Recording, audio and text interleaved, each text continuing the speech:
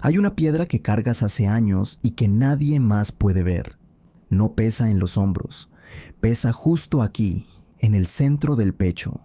A veces te despertás a las 2 de la madrugada sin razón aparente y antes de que abras los ojos ya está ahí, antes del café, antes del mundo, ya está esa voz. Debería estar más avanzado en mi vida, debería haber respondido ese mensaje. Debería ir al gimnasio, debería llamar a mis papás más seguido, debería tener más dinero, más claridad, más disciplina, más paciencia, más de algo que siento que me falta y que no termino de identificar, pero que sé con una certeza incómoda que todavía no tengo. Y lo más curioso de todo es que esa voz no suena como un enemigo, suena como vos, con tu misma cadencia, tu mismo tono. Y por eso nunca la cuestionas, porque sería como cuestionarte a vos mismo. Mucha gente piensa que esa voz es motivación, o disciplina, o conciencia. Te dijeron que escucharla es señal de que eres responsable, que te importa tu vida, que no eres de los que se conforman. Pero nadie te contó lo que en realidad es esa piedra, de dónde salió y por qué cada vez pesa más sin que hagas nada para que pese más. Vamos a hablar de 3 cosas hoy. Primero, ¿qué es realmente ese peso y por qué tiene un nombre que la psicología lleva décadas estudiando? Segundo, ¿cómo esa piedra te separa de vos mismo de una manera que no siempre se nota, pero que lo cambia todo? Y tercero, el origen de esa voz. Quédate hasta ese punto porque es el que más silenciosamente te ha estado afectando. Es el que menos queremos ver porque implica mirar hacia atrás. Antes de empezar, quiero decirte algo importante. Esa voz no es una falla tuya. No es debilidad, no es flojera disfrazada, no es que seas demasiado sensible ni que estés exagerando. Es una respuesta que aprendiste. Tu mente construyó eso con un propósito. Y cuando entiendas cuál era ese propósito, vas a poder empezar a soltar, no porque te lo proponga como tarea, sino porque la comprensión genuina ya es una forma de alivio. Empecemos. Hay un concepto que la psicoanalista Karen Horney desarrolló a mediados del siglo XX y que, con el tiempo, se volvió uno de los más citados en psicología clínica, aunque pocas personas lo conocen por su nombre. Ella lo llamó la tiranía de los deberías. Horney observó algo que sus pacientes tenían en común. Todos vivían perseguidos por una imagen de lo que deberían ser, no de lo que eran, sino de lo que imaginaban que deberían ser. Una versión idealizada, perfecta, sin fisuras, no que funcionaba como juez permanente de su vida real. El problema no es tener metas o querer mejorar. El problema es cuando esa imagen idealizada se convierte en el estándar contra el que te medís todo el tiempo, porque el yo idealizado no es un destino. Es un espejo deformado que hace que todo lo que ves en vos siempre parezca insuficiente. Pénsalo así. Imagínate que en tu cabeza hay 2 versiones de vos. Uno es el que existe, el que duerme mal a veces, el que se equivoca, el que tiene días buenos y días en que no puede con nada. El otro es el que inventaste, el que nunca está cansado, siempre es productivo, tiene las respuestas correctas, mantiene todas sus relaciones en perfecto estado y nunca, nunca necesita descanso. El primero sos vos. El segundo no existe, pero el segundo tiene algo que el primero no tiene. Tiene una voz. Y esa voz habla todo el tiempo. Lo que Horney descubrió es que vivir bajo esa tiranía no te hace más productivo ni más responsable. Te hace rígido, te hace ansioso y te desconecta profundamente de tu vida real porque siempre estás evaluando tu vida real contra un estándar que es por definición inalcanzable. Hay estudios que muestran que la autoexigencia sostenida en el tiempo produce los mismos patrones fisiológicos que el estrés crónico: insomnio, tensión muscular que no desaparece, dificultad para concentrarse, fatiga que no se resuelve con descanso. No porque seas frágil, sino porque tu sistema nervioso no distingue entre un peligro externo y una amenaza interna. Y ese juez que tenés en la cabeza diciéndote lo que deberías ser, se registra literalmente como una amenaza. Tu cuerpo lleva años respondiendo a un peligro que está adentro tuyo. Por eso estás cansado incluso cuando no hiciste nada. Pero hay algo más, y aquí empieza la segunda parte. Hay una forma en que esa piedra que cargas no solo te cansa, sino que te separa de vos mismo. Y esto tiene un nombre también, se llama rumia cognitiva. La rumia no es pensar, parece pensar pero no lo es. Pensar avanza, la rumia da vueltas. Es ese momento en que terminas una reunión y en lugar de cerrar esa ventana mental, quedas reproduciendo lo que dijiste, lo que no dijiste, lo que deberías haber dicho.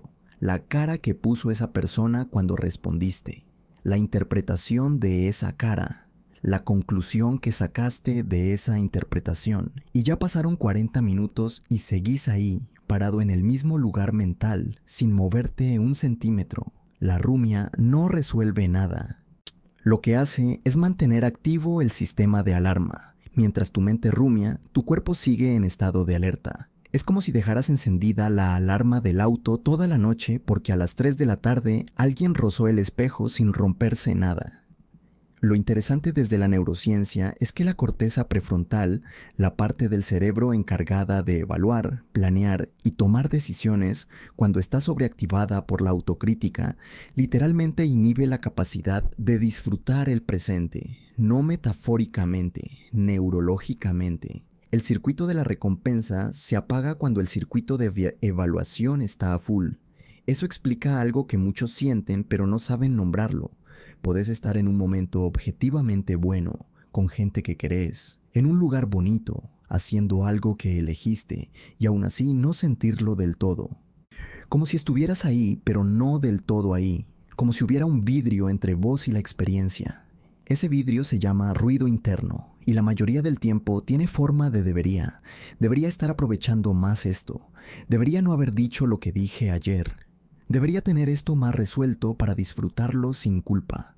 Y así la vida pasa, presente pero no del todo presente, ahí pero a medias. La herramienta que más ayuda con la rumia no es forzarte a dejar de pensar, porque eso no funciona. El cerebro no tiene un interruptor de off. Lo que funciona es algo que la terapia cognitivo-conductual llama desfusión cognitiva. En lugar de tratar de silenciar el pensamiento, le cambias el marco. En lugar de debería haber respondido ese mensaje, solo no en. O te decís internamente, mi mente está teniendo el pensamiento de que debería haber respondido ese mensaje. Suena ridículo, lo sé, pero lo que hace es crear un milímetro de distancia entre vos y el pensamiento. No sos el pensamiento, lo estás observando. Y ese milímetro de distancia es con el tiempo suficiente para que pierda parte de su peso. Podés practicarlo, no en momentos de crisis, sino en momentos tranquilos. Cuando notes el primer debería del día, parate, respira 3 segundos y decí mentalmente, mi mente está generando este pensamiento. No soy el pensamiento, lo estoy observando. Con práctica, en 2 semanas vas a notar que el primer debería del día aparece un poco más tarde que antes, y eso ya es mucho. Pero eso no es lo más interesante, lo que viene cambia cómo lo ves todo. Ahora llegamos al punto que prometí, el último, el que más silenciosamente te ha estado afectando, el que casi nadie quiere ver porque para verlo hay que mirar hacia atrás. ¿De dónde salió esa voz? Esto es lo que casi nadie se pregunta. Se asume que el debería es propio, que lo generaste vos, que refleja tus valores, tus ambiciones, lo que vos querés para tu vida. Y en parte, sí, pero en parte mucho mayor de lo que queremos admitir, esa voz viene de afuera. Vino antes de que pudieras decidir si la querías adentro. Cuando eras chico, tu cerebro estaba en modo de absorción absoluta. No tenías todavía la capacidad de evaluar lo que escuchabas y decidir si era verdad o no. Simplemente lo incorporabas. Y lo que incorporabas era lo que los adultos que te rodeaban pensaban, decían y comunicaban con sus gestos sobre lo que significaba ser suficiente. Si creciste cerca de alguien muy exigente, aprendiste que el amor o la aprobación era condicional al rendimiento.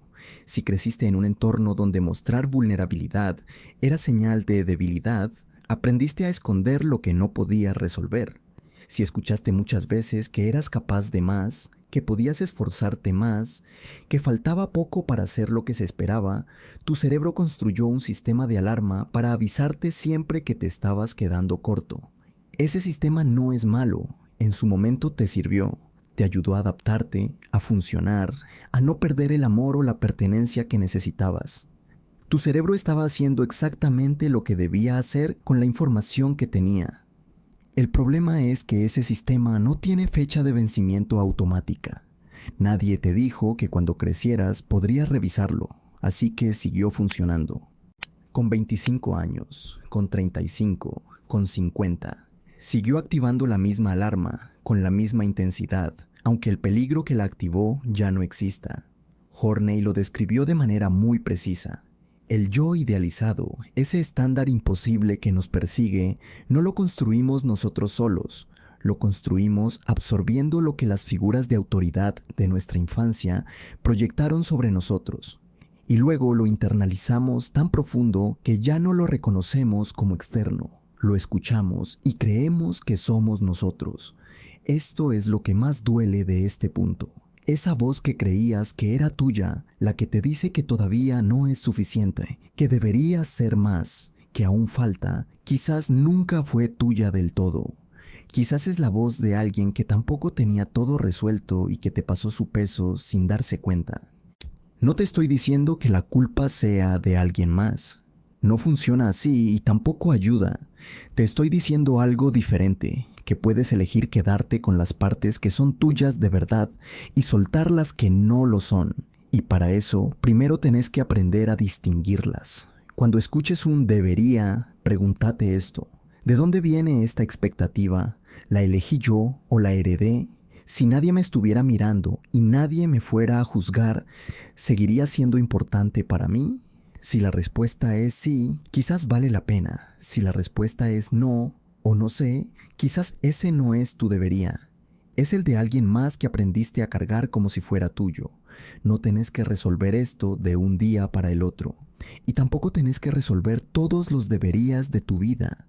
Para empezar a vivir más liviano, basta con uno. Un solo debería que examines con honestidad esta semana y te preguntes si realmente es tuyo. Ese es el primer pedacito de la piedra que podés soltar. El proceso es lento y a veces cuando empezás a soltar aparece algo raro, una mezcla de alivio y culpa al mismo tiempo, como si soltar el peso fuera en sí mismo algo que no deberías hacer. Eso también es normal, es el sistema viejo resistiéndose al cambio. No tenés que vivir perseguido por lo que deberías ser para merecer tu vida. Podés exigirte, podés crecer, podés querer más y al mismo tiempo respirar hoy. Podés ser suficiente ahora y diferente mañana. Esas dos cosas no se contradicen. No hay una versión idealizada de vos que exista en algún lugar esperando ser alcanzada. Hay solo vos, con todo lo que sos, con todo lo que estás aprendiendo, con todo el peso que has cargado sin quejarte y que a veces no sabes bien de dónde vino. Eso también es digno. Eso también importa. Si algo de lo que dijimos acá te describió más de lo que esperabas, deja un comentario con la palabra piedra. Quiero saber cuántos de nosotros cargamos esto en silencio y nunca lo habíamos podido nombrar. Y si te resonó el origen de esa voz, contame cuál de los puntos te golpeó más. Quiero leerte. Si querés seguir descifrando estas cosas conmigo, ya sabes dónde encontrarme. Esto es Bocetos de un Alguien y seguimos mañana.